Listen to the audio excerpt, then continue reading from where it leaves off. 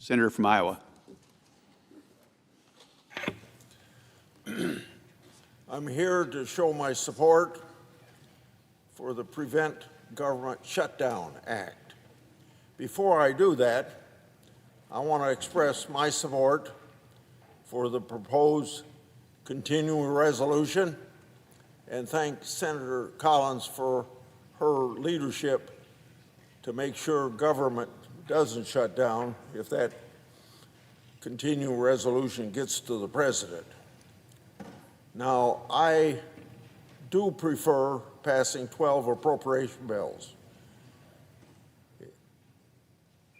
And while I do that, I can say at the same time it's my opportunity to tell my colleagues on the other side of the aisle to work with us and get the job done to avoid a government shutdown.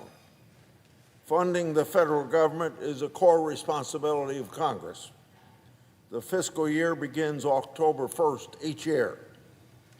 If appropriation bills are not signed into law by the September 30th, lawmakers and the president must agree on a temporary spending resolution.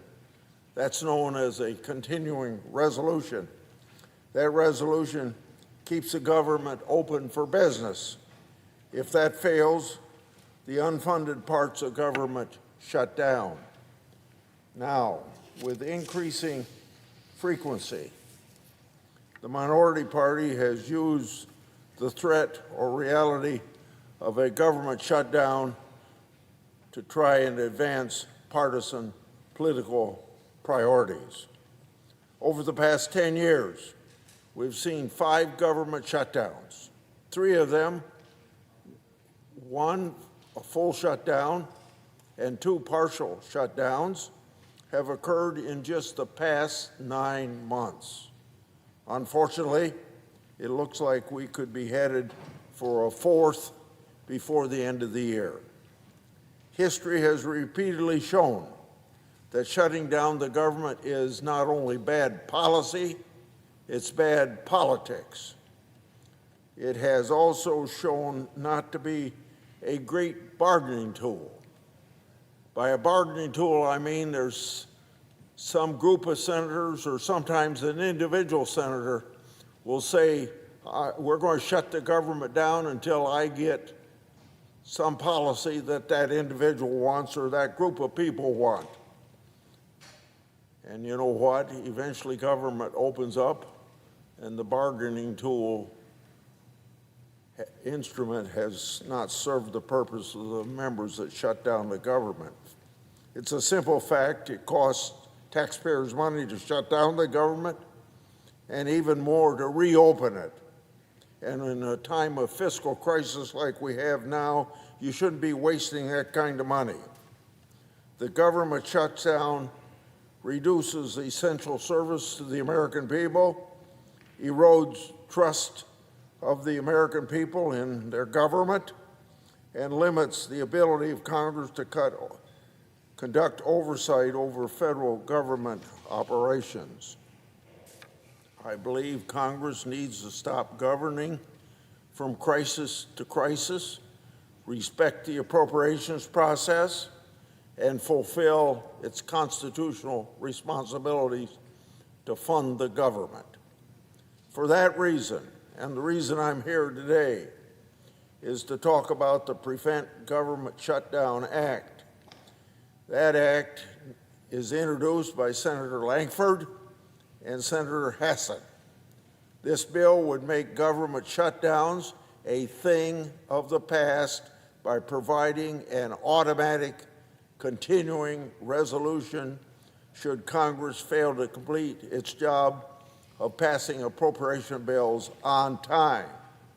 Moreover, it would implement rules designed to enforce common sense principle that if Congress doesn't do its job, Congress doesn't go home.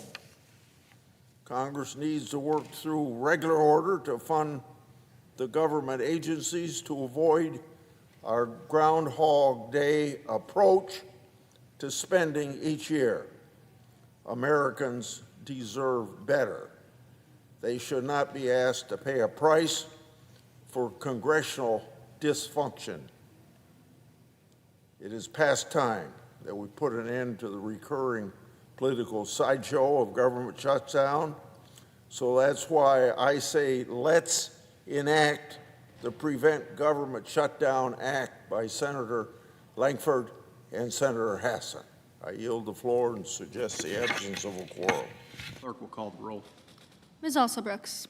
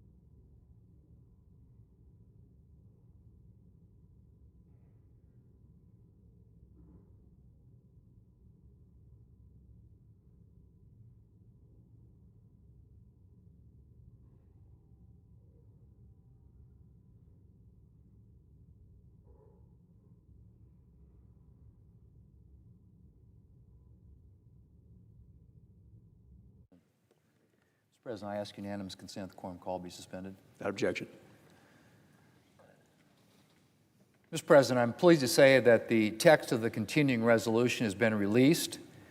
It is a strong bipartisan piece of legislation, and I hope it will receive overwhelming support from both parties in the Senate. I'm deeply grateful to Appropriations Chair Collins for her work to produce this legislation in consultation with members of both parties. I also want to thank Senator Murray, Vice Chair of the Appropriations Committee, for her efforts to get this done. I look forward to passing this bill in the next few days. Mr. President, this week we will move our fifth block of civilian nominees, which includes 74 well-qualified individuals. By the end of the week, we will have cleared 95% of the civilian nominees who are eligible for floor consideration. 95%. At this same point in President Trump's first term, there were 155 unconfirmed nominees on the calendar. This year, that number is on track to be about 10. It's the best confirmation track record in a quarter century. As I said, we will have confirmed 95% of the civilian nominees available for confirmation, meaning that we're doing better at this point than we were during President Obama's first term, President Trump's first term, or President Biden's. It didn't always look like we'd be able to achieve this, Mr. President. From the very beginning of his second term, Democrats met President Trump's nominees with a historic level of obstruction. And when I say historic, I do mean historic. Up until extremely recently, President Trump was the only president on record, the only president on record not to have had any civilian nominees approved by unanimous consent or voice vote. Mr. President, that used to be the standard way of approving these nominations. During President George H.W. Bush's 4 years in office and President Clinton's first 4 years, both presidents had 98% of their civilian nominees. 98%, Mr. President, confirmed through unanimous consent or voice vote. President George W. Bush and President Obama both had 90%. And then we get to President Trump's first administration. Democrats introduced an unprecedented new level of partisanship into the historically bipartisan confirmation process, forcing time-consuming votes on civilian nominees who would once have gone by unanimous consent or by voice vote. But despite this, Mr. President, despite this new level of partisanship, both President Trump in his first term and President Biden had more than half of their nominees confirmed by unanimous consent or voice vote. And then we get to President Trump's current administration. As I said, until recently, he had not had one single nominee confirmed by unanimous consent or voice vote. Zero. So the fact that we're standing here today, Mr. President, with the civilian nominations calendar about to be essentially cleared is pretty impressive. But we've been on a mission, Mr. President, to ensure that the President has his nominees in place so that he can do the job the American people elected him to do.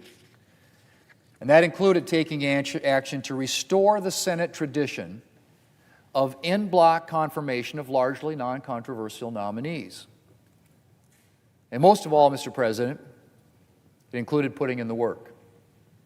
Lots of work in committees, lots of work on the floor, and lots of votes. Lots and lots of votes. And it's paid off. We confirmed 52 Article III judges. 91% of the U.S. attorneys have made it out of committee this Congress. 23 cabinet members, and the list goes on. And we're going to continue to ensure that nominees are confirmed in a timely fashion and that the President is able to have his team in place. Mr. President, I yield the floor, and I suggest the absence of a quorum. Clerk will call the roll. Ms. Alsobrooks.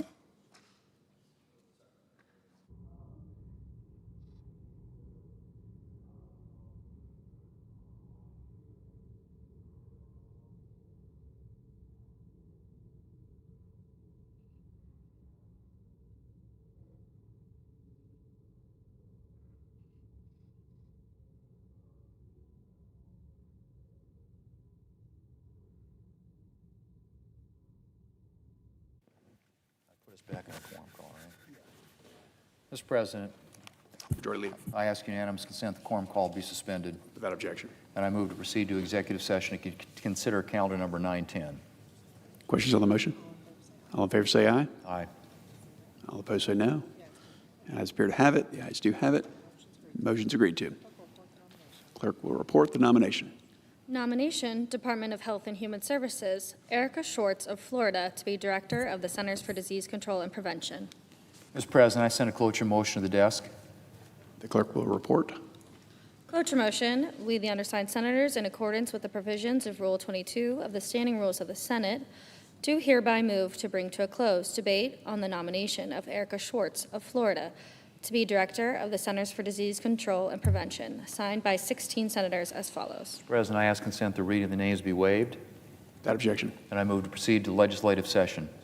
Questions on the motion? All in favor say aye. Aye. Opposed say no. The ayes appear to have it. The ayes do have it. The motion's agreed to. Mr. President, I move to proceed to executive session to consider the en bloc nominations listed in SRES 817. Questions on the motion? All in favor say aye. Aye. All opposed say no. The ayes appear to have it. The ayes do have it. Motion's agreed to. Pursuant to the provisions of SRES 817, the nominations listed therein are pending en bloc. Mr. President, I send a cloture motion to the desk. The clerk will report. Cloture motion, we, the undersigned senators, in accordance with the provisions of Rule 22 of the Standing Rules of the Senate and the provisions of SRES 817, 119th Congress, do hereby move to bring to a close debate on executive calendar numbers 729. Mr. President, I ask consent to read the names be waived. Without objection. On block, signed by 17 senators as follows. Mr. President, I ask consent to reading the names be waived. Without objection. Yes, sir.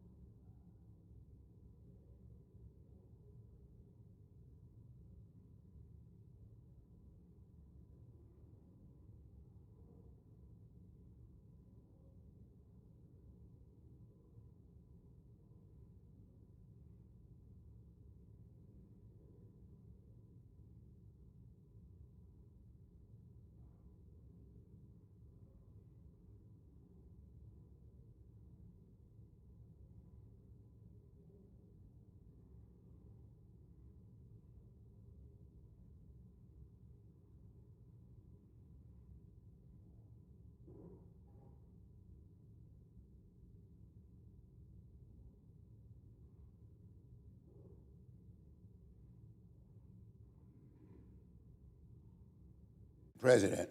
Leader. Mr. President,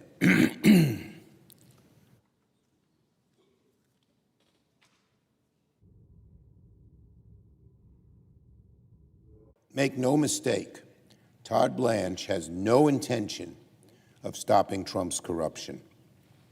He spent his career enabling it. Instead of seeing Todd Blanche's so-called deal for the sham that it is, Senate Republicans are once again taking Trump's personal attorney at his word. All Blanche's deal does is accept the reality that Trump's MAGA slush fund is never getting through the courts. Blanche's so-called deal does nothing to stop the IRS sweetheart deal that lets the Trump and his family cheat their way out of tens of millions of dollars in taxes. Let me repeat that. Blanche is still perfectly fine with giving Trump a permission slip to commit tax fraud to the tune of tens of millions of dollars. Is the Senate GOP willing to go along with Trump's tax fraud? Blanche certainly is. Senate Republicans keep pretending that Blanche made real concessions on the slush fund. The truth is, he just gave up a fight he had already lost in court. And there's no guardrail preventing Trump and Blanche from using taxpayer dollars to give cash payouts to violent January 6th insurrectionists, MAGA billionaires, and the Trump family. Trump won't even hide his intention to resurrect his MAGA cash rewards program. Just last night, Trump said, quote, "A lot of people like the slush fund." That was his words. He said it. He said it would be reimbursement for the pain that January 6 insurrectionists suffered. Where's the reimbursement for the economic pain Trump has inflicted on the American people with his rampant corruption, his disastrous agenda? No one wants this slush fund other than Trump and his cronies. There's never been a more clear-cut case of self-dealing in American history. Trump sued himself, settled with himself, and then gave himself tax immunity for life and $2 billion to either pocket, in his own pocket from the federal treasury, or pass out to bad people, all at the taxpayer's expense. Senate Republicans, if you truly care about ending this corruption, then work with us to ban it by law. Don't put the architect of Trump's grifts in charge of the Department of Justice. Now on the pardons bill. Justice is supposed to be blind. Under Donald Trump, justice is for sale. Today I'm introducing legislation with Senators Blumenthal, Hirono, Cortez Masto, and Schiff to stop Trump from abusing his pardon power for personal gain. Our No Payoff for Pardons Act will expose, deter, and prosecute corrupt pardons. Trump sees his pardon power as just another opportunity for grift, for graft, for personal profit. The only thing Trump cares about when granting clemency is how much money you have and where your loyalties lie. Trump has wiped out the slate clean for thousands of January 6 insurrectionists, Medicare fraudsters, white-collar criminals, and the other crooks convicted of swindling the American people. The American people always pay the price for Trump's corruption. Pardons are no exception. Trump's pardons have wiped out nearly $2 billion in repayments owed to the victims of these crimes, and it's the same old grift. Trump picks the pocket of law-abiding Americans to enrich criminals, his cronies, himself. In Trump's America, if you have enough money, or if you have the president's ear, then you're above the law. Our bill reaffirms that federal bribery laws apply to the president and that trying to buy your way out of a prison cell is a crime itself.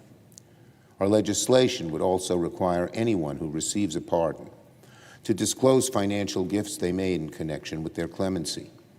We need to bring these corrupt pardons out of the shadows and into the light so that we can stop them once and for all. Finally, on the CR, Senate Democrats have been crystal clear. We want to fund the government, avoid a shutdown, and pass strong bipartisan appropriations bills that deliver for the American people. The CR released yesterday is a responsible pathway to do just that. The bill allows us to continue negotiating a budget that won't leave working families behind.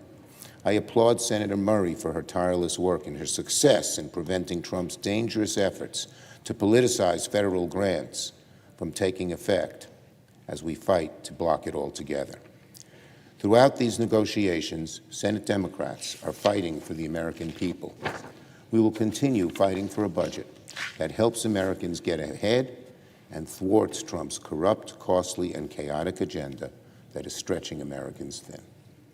I yield the floor and note the absence of a quorum. The clerk will call the roll. Ms. Alsop-Brooks.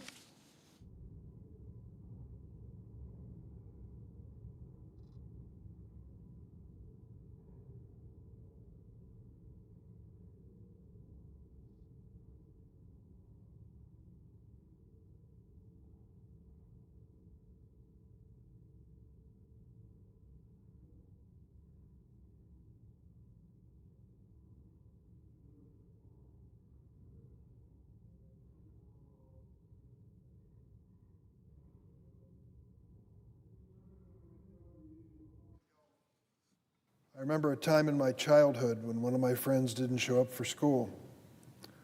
I asked the people, "Where'd she go?" They shook their heads and said, "Polio." When she finally returned, she couldn't walk without heavy leg braces. I'll never forget the agony I saw in her eyes. Sadly, in my childhood, that story was common.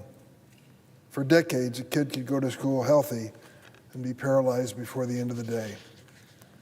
But suddenly it all changed. Dr. Jonas Salk created the polio vaccine. Dr. Sabin came up with a form that didn't require a needle. By 1979, polio was eradicated in America. A disease that would strike fear in the hearts of everyone was a distant memory. Mr. President, I think there's a special place in history reserved for researchers and scientists like Dr. Salk and Dr. Sabin, who devoted their lives to saving others. People like Norman Borlaug, Edward Jenner, Madame Marie Curie, and Albert Calmette. But there's another person whose name could be on that list as well. Someone who has saved millions of lives, both in America and around the world, through his lifetime of public service. His name, Dr. Anthony Fauci. Dr. Fauci worked for the National Institutes of Health for 54 years, 38 of which he served as director of the National Institute of Allergy and Infectious Diseases. He has advised 7 presidents of both parties and seen our nation through countless public health crises, from SARS to avian flu, swine flu, Zika, Ebola, and on and on. Aside from his work against COVID-19, Dr. Fauci may be best known for his work on HIV/AIDS. Dr. Fauci's tireless efforts on HIV/AIDS, both domestically and worldwide, through the creation of PEPFAR, President's Emergency Plan for AIDS Relief, is the main reason why this horrible disease is no longer a death sentence.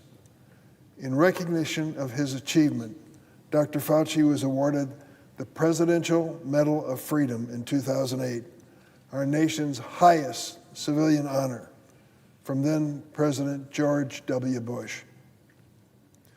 Dr. Fauci is an example of American excellence, a brilliant scientific mind, and yet the Republican Party has chosen to make this doctor, who saved countless lives, a political target.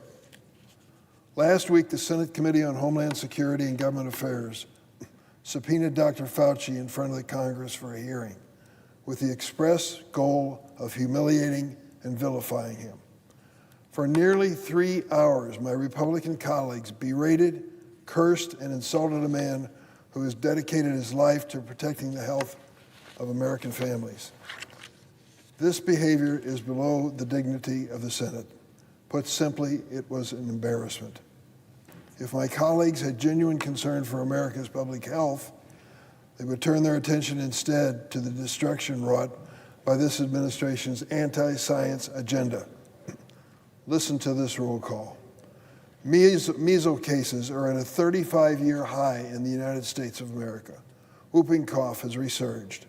Our response to the hantavirus and cyclospore outbreaks has been abysmal, and hundreds of thousands of people have died due to the administration's vaccine skepticism and public health cuts. If my Republican colleagues want to hold hearings, perhaps they should hold one on the impact of President Trump's cuts to NIH research funding, which have slowed research into heart disease, cancer, and Alzheimer's. Or they could investigate how the FDA has lost 20% of its staff under this administration, deeply damaging food safety efforts. If they were truly concerned for America's health, they would hold hearings on the fact that ACA premiums are doubling for many families across the United States because of the Republicans' big, beautiful bill. These are the real health crises of the day, all entirely of this administration's own making. But my Republican Senate colleagues have chosen to ignore real life and death issues to relitigate COVID conspiracy theories, not in an effort to learn what might have gone wrong or how to prepare for the next pandemic, but instead to try and tear down a man who's devoted his entire life to lifting others up. Dr. Fauci deserves an apology for the way he was treated by my colleagues, and the American people deserve better than the pitiful display we saw in the Senate last Wednesday. Now, Mr. President, I have a statement I ask consent to put in a separate place in the record. Mr. President, across Illinois, families are opening up their mail and confronting a painful reality. Health care is becoming very difficult to afford. For millions of Americans who buy their own insurance through the Affordable Care Act, the problem became much worse this year after the Republicans on the other side of the aisle allowed enhanced premium tax credits to expire. These credits help working families afford coverage, especially people who do not get health insurance through their employer, including small business owners, independent contractors, and farmers.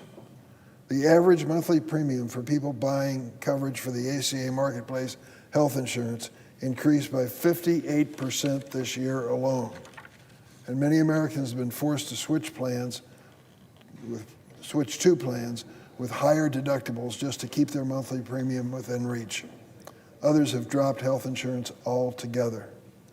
ACA enrollment in my state dropped by 15% because premium costs push my constituents out.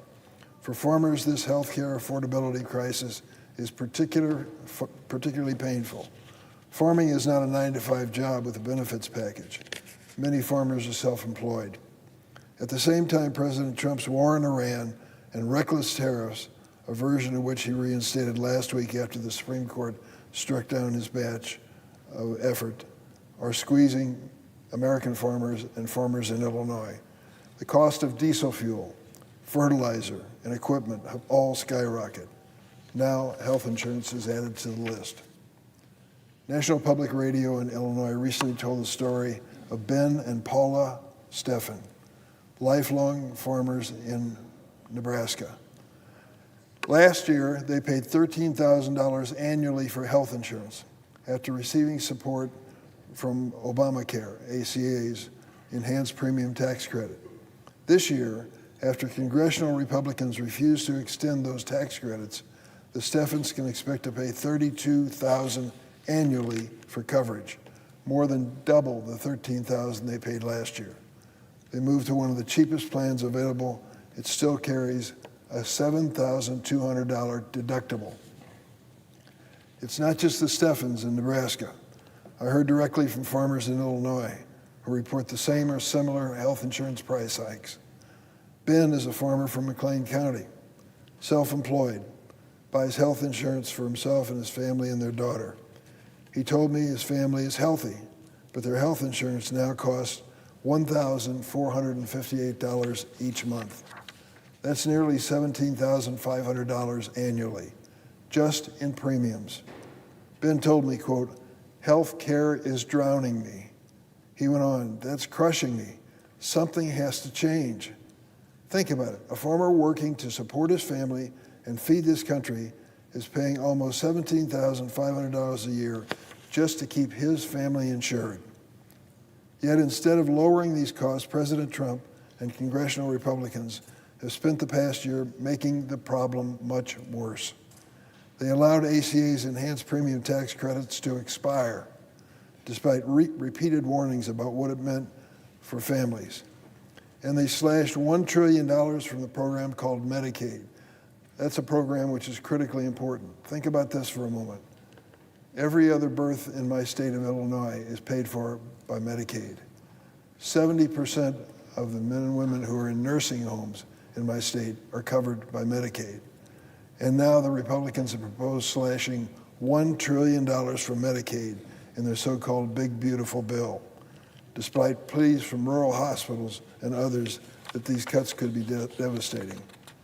Rural hospitals are the economic engines of many rural communities, the biggest employer, one of the most important businesses in town.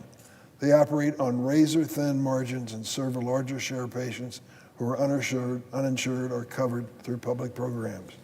As more people lose coverage, rural hospitals and clinics face even greater pressure to cut services. I've seen it happen in downstate Illinois. Hospitals in some of the larger towns have announced that they're no longer going to provide OBGYN services, as an example. For a farmer who may already live miles from the nearest hospital, losing that local hospital or a local clinic, a maternity ward or emergency department can literally be a matter of life or death. Instead of building grand ballrooms on the White House, outfitting new aircraft as Air Force One, and starting an unnecessary war with Iran, the president should be focused on what matters most to Americans, bringing down the cost of living. We should immediately restore the enhanced premium tax credits that made coverage affordable and protect Medicaid in the rural hospitals that communities depend on. We should also be working together to lower healthcare costs, not forcing farm families or other families like Ben's to shoulder thousands more in cost each year. Ben told me, quote, "Something has to change." He's right. In less than 100 days, he'll have his chance to speak as an American about the future and whether we can put up with what we've seen so far. Senate Democrats will keep fighting to make quality health care more affordable and accessible for all, including the farmers, rural communities, and working families across Illinois and America. Mr. President, I yield the floor.